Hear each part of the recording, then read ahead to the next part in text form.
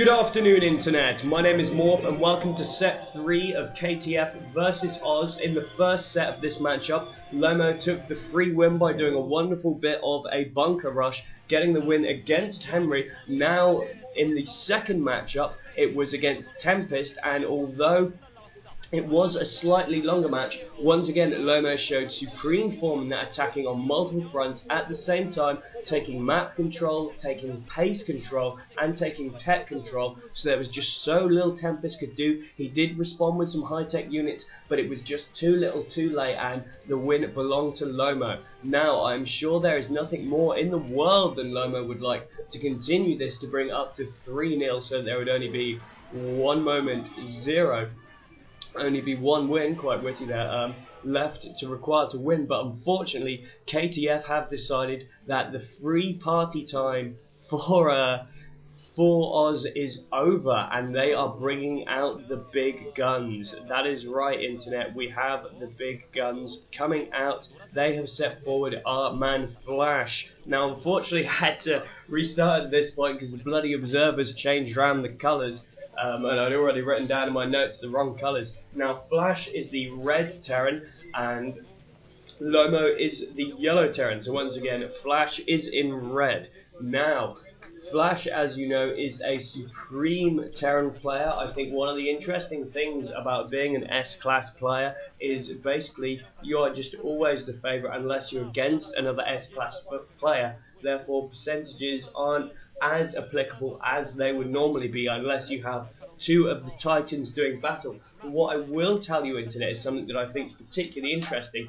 These two players have actually fought each other a fair few times in previous Pro League matches in various leagues. Now, they have fought each other 5 times previously to this, and what I found to be particularly surprising is it's 3-2 in favour of Flash. So obviously it's not surprising that Flash is winning, but it is surprising that Lomo has managed to get those 2 wins in, those 2 out of 5 wins in against Flash. So Lomo definitely has the TVT skill required to be able to take down Flash. So that's really, really interesting. I think that definitely makes me think that this is going to be much less one-sided, and that Lomo actually has a good chance of winning this. I mean, obviously Flash is the favourite, but as you know, Internet, I prefer to favour the underdog just because I think it's a little bit more interesting.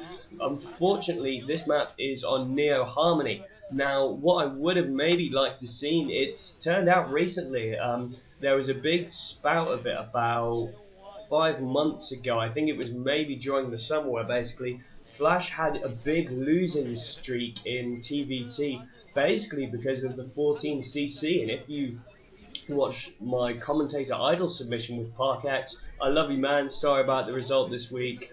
I just don't know what to say. Anyway, moving swiftly onward from that more sad face area of things.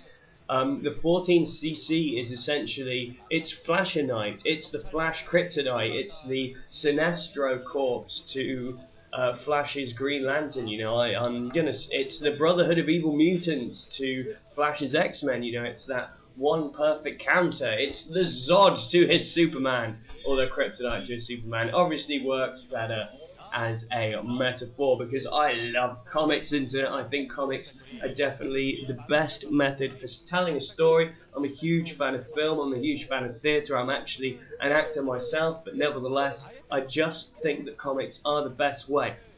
So, getting back to the game, Flash has successfully scouted into Lomo's base. He has that in there, but there are a couple of Marines out just to chase it off. You know, that's just basically to make sure there's nothing like a quick starport or anything crazy like that. You know, Flash is just all that it is, a 14cc. So Flash knows that it's a vanilla build. He knows that it's going to be standard. He knows that they're not at the cross positions. So Flash will be able to respond with standard play of his own. As you can see, both players going for the 2-back build, completely mirroring each other. Unfortunately, Flash has got his wall in up first, so Lomo is unable to discern any scouting information, but he will probably be able to use his intuition to be able to presume that, of course, Flash will be playing standard, as he does not need to risk the cheese, and also from their previous matchups, he will be able to discern this as well.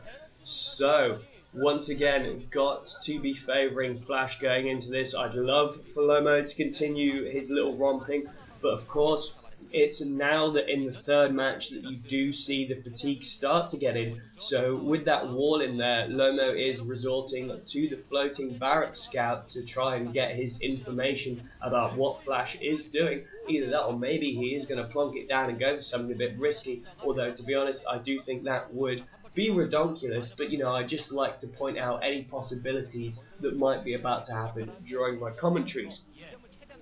So definitely, as you know, Oz are 2-0 up. Some vultures coming in, laying down the mines. So Flash has gone for mines before speed there. So he's just laying down some mines to get a sort of early bit of a contain on. Not even really contain, but more just delaying his opponent, just trying to hold him up. So now Lomo is ahead on his expansion. He's definitely hungry to try and gain economic advantage because he knows he's not going to be able to beat Flash in raw skill, because once again, I do not want to criticize Lomo. I don't think Lomo needs criticism any more than obviously you have to criticize all players a certain amount as part of how the commentator dealio work. But nevertheless, the point I'm attempting to make, Internet, is of course he needs to take an early economic lead, otherwise Flash will just crush him. He will just pull out his heart and show it to him. So Flash has an expansion of his own going up, slightly behind Lomo's, but it's not a certain amount. I think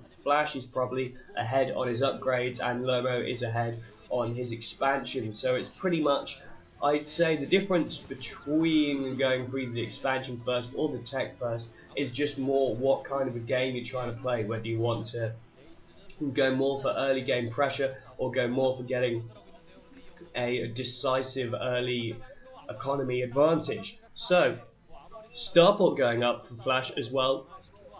Let's see if there is actually a firm reply to this in the form of a starport of the own, but no, I think just focusing on more factories at the moment for Lomo. I haven't seen any starport up in his base, so next time we're in Flash's base, we'll check for that control tower. We'll see if we will be seeing some tasty drops going on, because obviously a well-placed siege tank could really shut down this economy, especially on this map, Neo Harmony. We could see some really tastiness, as of course this tile set is known for multiple walls. And no, he's going straight for wraiths, no control tower. So Flash is taking advantage of the air gap, and also because of the fact that Lomo has been using his barracks as that floating scout, which he still has floating over that wall, he will not be able to